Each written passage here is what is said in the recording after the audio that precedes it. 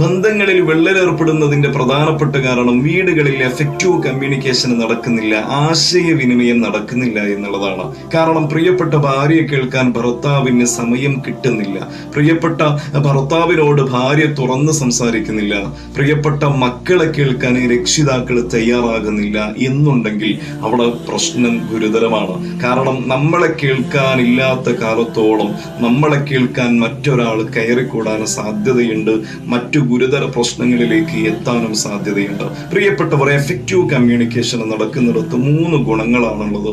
1, ബന്ധങ്ങളിൽ ദൃഢത കൂടും, ബന്ധങ്ങളിൽ ആഴം കൂടും. 2, മാനസിക സമ്മർദ്ദം കുറയും. 3, വല്ല പ്രശ്നങ്ങളുണ്ടെങ്കിൽ പെട്ടെന്ന് പരിഹരിക്കപ്പെടും.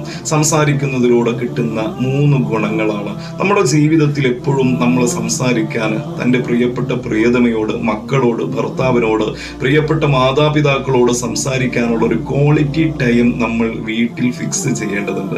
കാരണം അവിടെ ക്വാളിറ്റി ടൈമിൽ നമ്മൾ പരസ്പരം അന്നത്തെ വിഷയങ്ങൾ ചർച്ച ചെയ്യാൻ മാത്രം സമയം കണ്ടെത്തുന്നവരാണെങ്കിൽ തീർച്ചയായും അവിടെ സ്നേഹം ഊഷ്മളമാകും, സന്തോഷം നിലനിൽക്കും.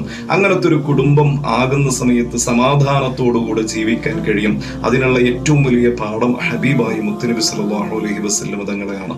ആ ജീവിതം നമുക്കൊരു മാതൃകയാണ്. അത്തരത്തിൽ സ്നേഹത്തോടുകൂടെ മുന്നോട്ട് പോകാൻ കഴിയട്ടെ.